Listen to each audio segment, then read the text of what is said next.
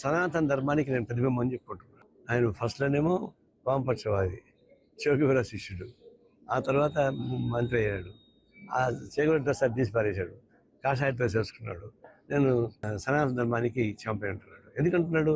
కేంద్రంలో మోడీ ప్రసన్నలు పొందడానికి, కేంద్రంలో అమిత్ షా ప్రసన్నలు పొందడానికి ఆయన వేషం మార్చాడు. లేకపోతే ఆయన ఒరిజినల్గా ఇది కాదు. ఎందుకంటే ఆయన వ్యక్తిగత జీవితం సనాతన ధర్మానికి వ్యతిరేకం. సనాతన ధర్మంలో విడాకులు లేవు తెలుసా? ఒకసారి పెళ్లి చేసుకుంటే ఇష్టం లేకపోయినా పని సావాల్సిందే. ఆ పెళ్ళానికి ఇష్టం అయిపోతే ఆడ సావాల్సిందే. మొగుడు ఎంత పనికి మానవుడైనా యాదమైనా సరే వాడిని పూజించకపోతే నరకానికి పోతాడని చెప్పేసి చెప్తుంది. మొగుడు చచ్చిపోతే పెళ్ళాన్ని సినిమాలు కలిసి తంప. అది సనాతన ధర్మం అంటే. దాన్ని సమర్థిస్తాడా ఆయన? అందులో ముఖ్యమైన ఉప ముఖ్యమంత్రి కావండి. ఇది అన్ని సనాతన ధర్మం నమ్మకుంటూ ఉండి నాకేం అభ్యంతరం, అది వ్యక్తిగత విషయం. అయితే ఉపయోగం ఉండడానికి వీళ్ళే.